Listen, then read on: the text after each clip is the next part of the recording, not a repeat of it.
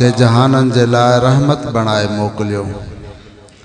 ऐं पंहिंजी ज़िंदगी मुबारक जे अंदर अहिड़ो नमूनो पेश कयूं जो हुजूर जन के सिर्फ पंहिंजे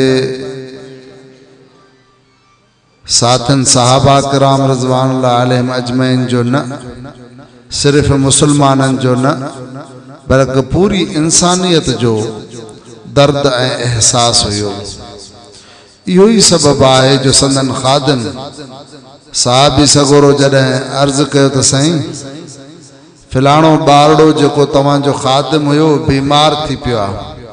हालांकि वो ॿारड़ो हुयो यहूदी, पाण फरमायो त हलो त उन जी दबा पुरसी करे अचूं।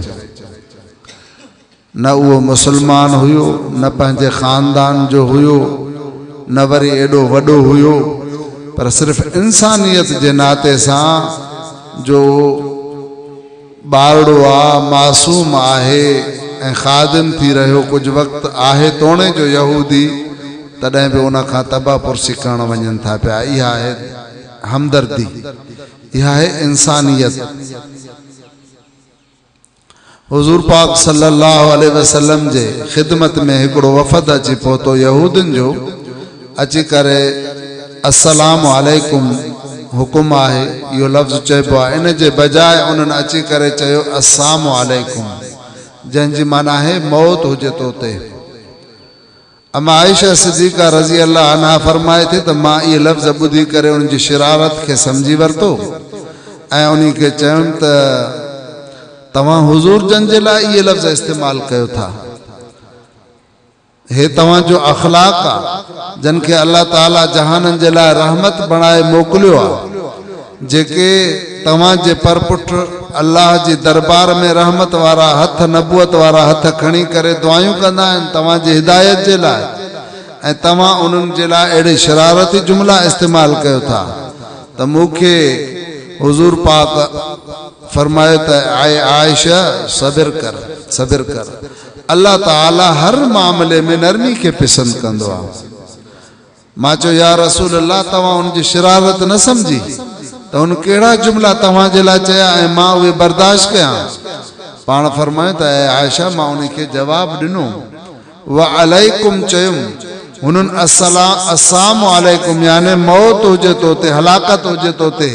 यहूदिन अची इहो जुमलो चयो त हुजूर जन जवाब में छा चयो व अलैकुम, ऐं तव्हां ते बि उहा ई शइ जेका मुंहिंजे लाइ बददुआ कयो था। त हुजूर जन फरमायो अल्लाह ताला नरमी के पसंद करे थो, इन जे करे आयशा मां उनखे जवाब ॾेई छॾियुमि, उन्हनि खे घटि वधि न ॻाल्हायूं, उनखो इंतकाम न वरितऊं, बल्कि पंहिंजी घरवारी के उम्मुल मोमिनीन सैयद आयशा सिद्दीक़ा रज़ी अल्लाह अन्हा के सब्र जो हुकुम करनि था। खैबर जे मौके ते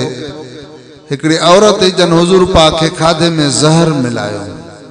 ऐं उन ज़हर लुकमो खाधऊं त असर थियो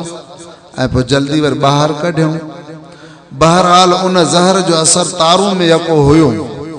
एतिरे क़दुर जो साहबी सगोरा फरमाइनि था हुजूर जन के उन वफ़ात वारे वक़्त में, दुनिया जे जहान मां मोकिलाइण वारे वक़्त में उन ज़हर जो असर थियो, जंहिंजे करे हुजूर जन के शहीद भी चई सघिजे थो पियो उन ज़हर वारे उन असर जे करे। साहबा किराम उन औरत के पकड़े आया, जैसे इजाज़त ॾियो त असां इन खे क़तल कयूं, जे अवां खे ज़हर ॾिनी आहे। पाण फरमायो त न, मां इन खे माफ़ करे छॾियो, छो त अल्लाह ताला फरमायो वमा अरसलनाक इल्ला रहमतल लिल आलमीन, त अल्लाह ताला भी रहमत बणाए करे जहानन जे लाइ हुजूर खे मोकिलियो। ऐं हुजूर पाक सल्लल्लाहु अलैहि वसल्लम भी पंहिंजे दुश्मननि सां अहिड़ो रवैयो हलिया जो दोस्त भी दोस्त सां न हली सघे। जंग बदर जो मौक़ो आहे, मुसलमाननि जा जाते खीमा हुया उन पासे ॾे इत्तिफ़ाक़न को तालाब हुयो, खॾ हुई जाते पानी गॾु थी वियो ऐं मुशरिकीन मक्का के पानी की ज़रूरत जे पई त आया मुसलमाननि जे तरफ़। हुजूर जन पुछा कई त कहिड़े इरादे सां आया आहिनि, जैसे पानी घुरण आया आहिनि। ऐं जंग में माण्हू ईअं थींदो आहे जो जेतिरो वस पवंदो आहे नुक़सान पहुचाईंदो आहे, जान जे क़तल करण जो माण्हू खे इरादो हूंदो आहे। इन हालत जंग में भी हुजूर पाक सल्लल्लाहु अलैहि वसल्लम साहबा के फरमायो इन्हनि खे पाणी ॾियो। आहिनि कातिल, आहिनि प्रोग्राम जा दुश्मन, आहिनि जान जा दुश्मन, इस्लाम जा दुश्मन, पर हुजूर जन चूंकि जहाननि जे लाइ रहमत आहिनि त इन जे करे उनखे इजाज़त ॾिन था त तव्हां पाणी खणी वञो। इन जे करे हुजूर पाक सल्लल्लाहु अलैहि वसल्लम मुसलमान जी तारीफ़ भी या फरमाई अल मुस्लिम मन सलिम अल मुस्लिमून मिन लिसानिही व यदिही औ कमा क़ाल अलैहि सलातु वस्सलाम। तमाम मुसलमान सराहण जो हक़दार उहो अहल उहो जंहिंजी ज़बान ऐं हथ खां ॿिया इंसान महफूज़ हुजनि। ॿिया इंसान में गैर मुस्लिम भी अची वियो, हिंदू भी, सिख भी, माड़ेचो भी, बुद्ध मज़हब वारो भी, सिर्फ कलमे पढ़ण वारा न, इंसान ज़ात जे लाइ त हुजूर जन पूरी इंसानियत जो दर्द हुयो ऐं तालीम उन्हनि इंसानियत जे लाइ ॾिनी। सहाबी सगोरो रिवायत करे तो त असां वेठासीं, जनाज़ो टपियो, हुजूर जन उथी बीह रहिया। असां चयोसीं या रसूल अल्लाह, हे जनाज़ो मुसलमान जो न आहे, फलाणे यहूदी जो आहे। पाण फरमायो त यहूदी आहे पर इंसान त आहे न, इंसान त आहे न। एहतरामन जनाज़े जे करे उथी बीठा। इन जे करे हुकुम आहे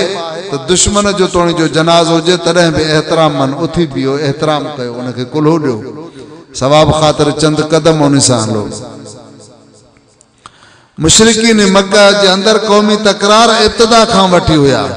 एक ॿिए सां अदावतूं, हिक ॿिए ते फ़खुर करणु, मां फलाणी क़ौम जो, मां फलाणी क़ौम जो, मां फलाणी क़ौम जो। इन जे करे हिक ॿिए जा क़तल भी कंदा हा ऐं दुश्मन जेकॾहिं उनखे क़तल कंदा त उनखे मुसलो बणाईंदा हा, यानी उनजो नक, अखियूं, चप, ज़बान ई कटे छॾनि। या तौहीन आहे लाश जी। हुजूर जन फरमायो जंग जे अंदर मुसलमाननि खे, सहाबा खे, जॾहिं मुशरिकीन मक्का जो माण्हू जेकॾहिं तव्हां जे हथां जहन्नम रसीद थिए भी अथो, क़तल थी तो वञे त उनखे मुसलो कॾहिं न बणायो, लाश जो एहतराम कयो। यह है इंसानियत की तालीम। छो तो अल्लाह ताला उनके फरमायो तो वमा अरसलनाका इल्ला रहमतल लिल आलमीन। जॾहिं अल्लाह ताला जहाननि जे लाइ रहमत बणाए मोकिलियो त इन जे करे पूरी इंसानियत जे लाइ, पूरी साहदार जे लाइ, बल्कि हुजूर जन खे त पूरी कायनात सुञातो। जॾहिं पाण तकाज़ा जे ख्याल सां वेंदा हा, रिवायात में अचे तो लोटो बदनो खणी करे कौरो खणी जे ॿाहिर वञनि, साहबा कराम कुछ वक्त कढ वञनि, पाण फरमाइनि उनखे तव्हां हिते बीहो ऐं चए असां खां जे अॻिते वञनि त गायब थी वञनि ऐं चौधारी परे परे वारा वण सुरी अची करे हुजूर जन जे मथां झुमटो करे बीहनि। उहे सुञाणनि पिया तॾहिं ज़मीन मां वण उहे घुमंदा घुमंदा हुजूर जन ॾे अचनि पिया। या ककर भी ईअं जाते हुजूर जन घुमनि त ककर मथां छांव करे पियो। जे जानवर त अची करे दाह ॾिन, उठ आहे त अची करे दाह ॾे तो रोए थो पियो। पाण फरमायो हिन उठ जो मालिक काथे आहे, हिनखे गाह नथो ॾे, हिन ते ज़ुल्म करे त हिनखे वधीक वहाए थो, उन दाह ॾिनी तॾहिं। ईअं काफ़ी सारा वाक़ियात जानवरनि जा भी त अल्लाह ताला उनखे जहाननि जे लाइ रहमत बणाए करे मोकिलियो हो। अॼु असां कलमे पढ़ण वारा दावा त हुजूर जा उम्मती आहियूं, दावा त अलाए कहिड़ी कयूं था, इश्क जी दावा कयूं था ऐं हकीकत इहा आहे त न सीरत, न सूरत, न खालो, न ख़त, तुरा नाम महबूब गुफ्तम गलत। चवे तो न तोखे सीरत आहे, न तोखे सूरत आहे, तोखे मां महबूब जो नाम जे सॼा त कीअं चवां, त ग़लति ॻाल्हि थी पवंदी। माशरे जे अंदरि अॼु जे मुसलमान जो किरदारु मुसलमानी वारो न रहियो आहे। गुस्सो, कावड़, इंतकाम, जज्बात जो उन में इंतहाई दर्जे जो कदम खणनि था। हालांकि कुरान पाक इजाजत ॾिनी, रब से इजाजत ॾिनी, जज़ाउ सय्यतिन सय्यतुम मिसलुहा वमन अफा व असला फअजरुहु अलल्लाह। तव्हां जेकॾहिं नथा मुड़ो, तव्हांखे कंहिं गार हिकिड़ी ॾिनी आहे ओतिरी कढोसि, हिकिड़ी थप आई थिए ओतिरी थप हणोसि, हिकु लठ आई थिए ओतिरी लठ हणोसि, वधीक जी इजाज़त न आहे। वमन सल वाफा वमन,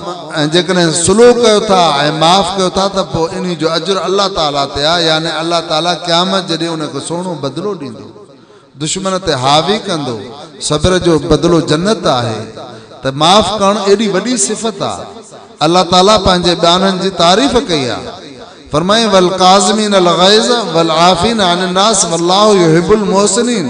मुंहिंजा बाना त अहिड़ा आहिनि कावड़ खे पी छॾींदा आहिनि ऐं माण्हुनि खे वरी माफ़ बि करे छॾींदा आहिनि, उनखे यादि बि न कंदा आहिनि त फिलाणे मुंहिंजे ख़िलाफ़ शाहिदी ॾिनी, फिलाणे मूंखे लफ़्ज़ कढियो, फिलाणे मूंखे धक हयो हो, फिलाणे मुंहिंजी मुखालफ़त कई। न न बसि वयो, बसि मामिलो थी वियो, माफ़ करे छॾंदा आहिनि। मोमिन जी तारीफ़ अल्लाह ताला ईअं करे थो त कावड़ पी छॾनि ऐं इन इंतकाम वठण जे बजाए वरी उनखे माफ़ बि करे छॾनि ऐं वरी अञा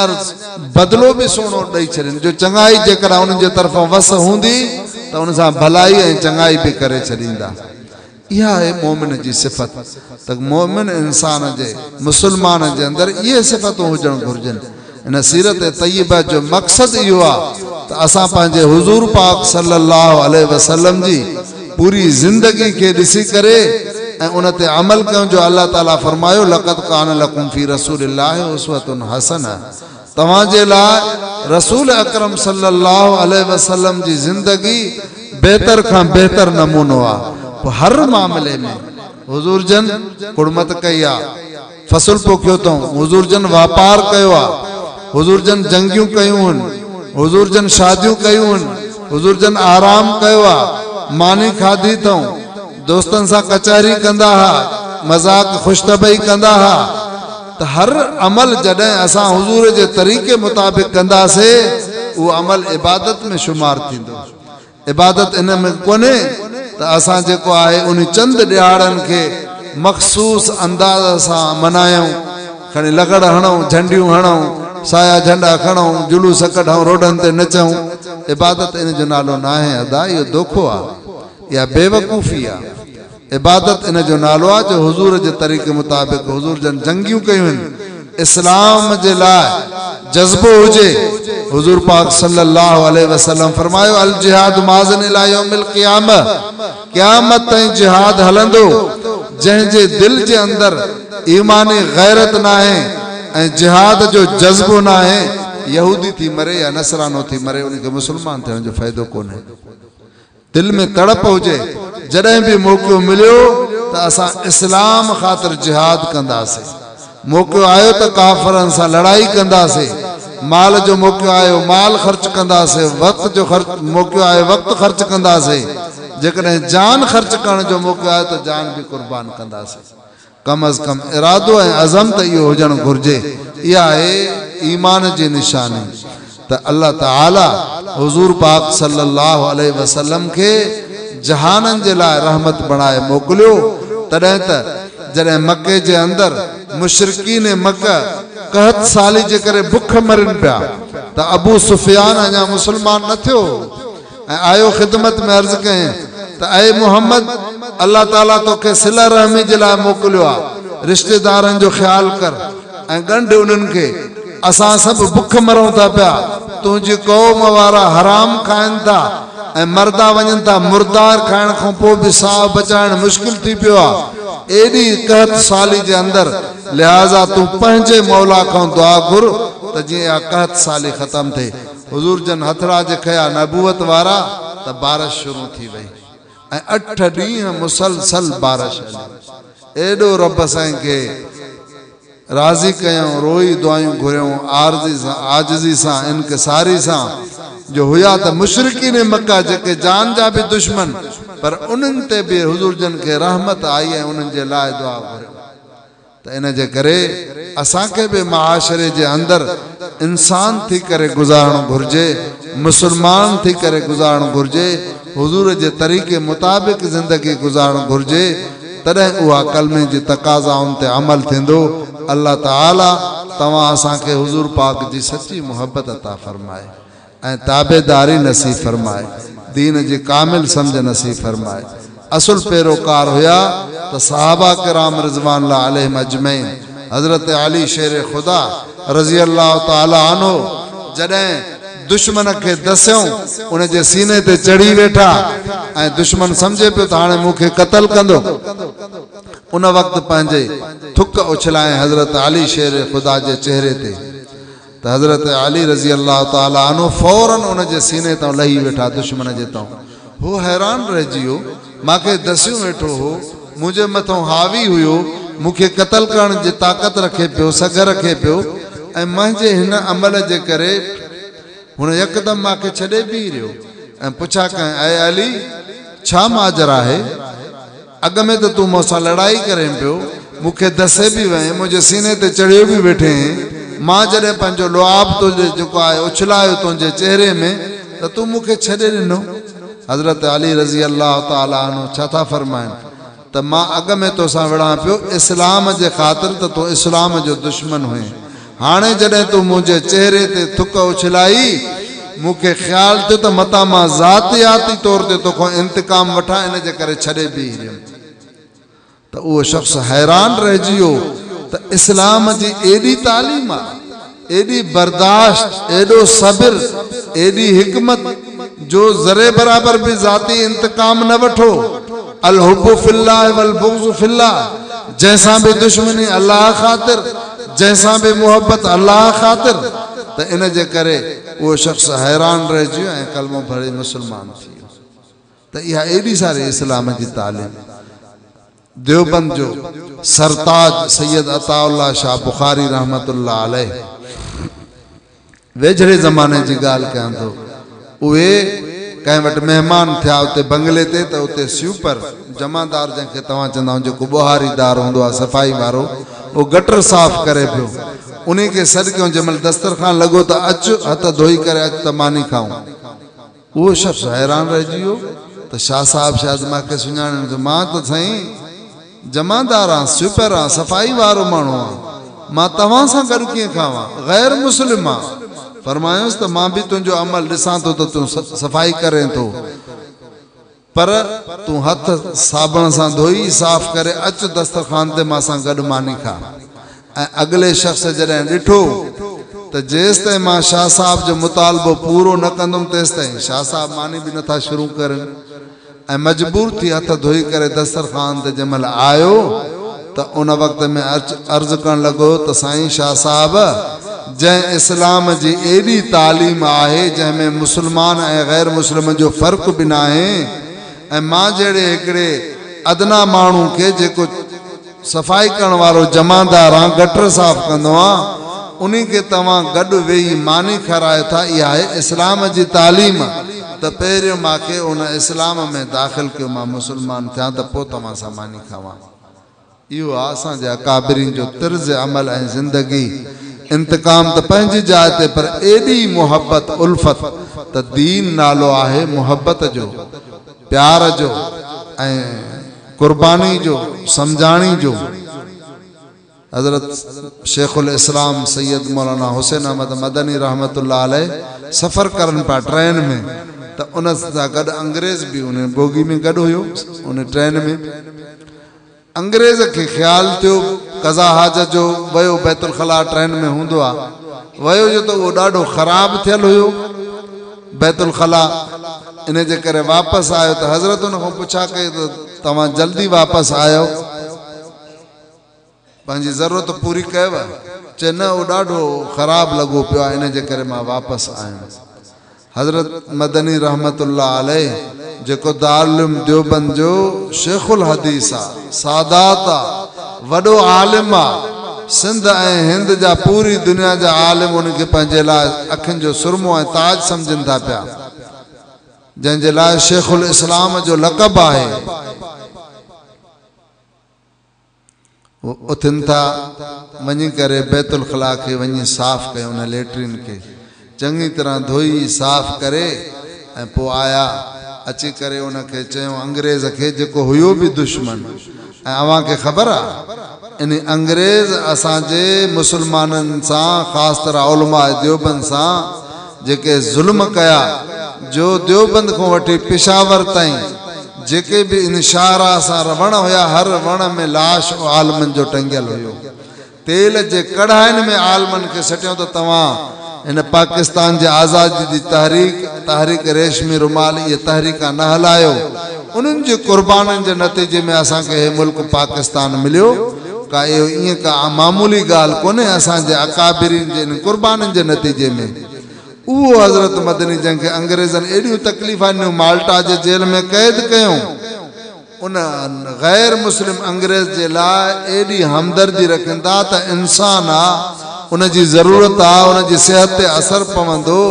जेकॾहिं उन जो जेको आहे कज़ा हाजत जेसिताईं पूरी न कंदो तेसिताईं उन जी बेचैनी सिहत ख़राब थी वेंदी, त उहा बैतुल खला साफ़ करे ऐं अची अंग्रेज़ खे ॿुधायूं मैं तो अभी गया था बैतुल खला, वो तो बिल्कुलु साफ़ आहे, ईअं नथा चवनि त मां साफ़ कयो आहे, उनखे ॿुधायूं त वो तो बिल्कुलु साफ़ आहे, त हो बि वीचारो मजबूरी खां वरी ॿीहर उथी वियो त ॾिठईं त वाक़ई वरी पंहिंजी कज़ा हाजत पूरी कयईं। त इहो आहे असांजे अकाबरीन जो तरीक़ो, पंहिंजे दुश्मन सां। असांजा हज़रत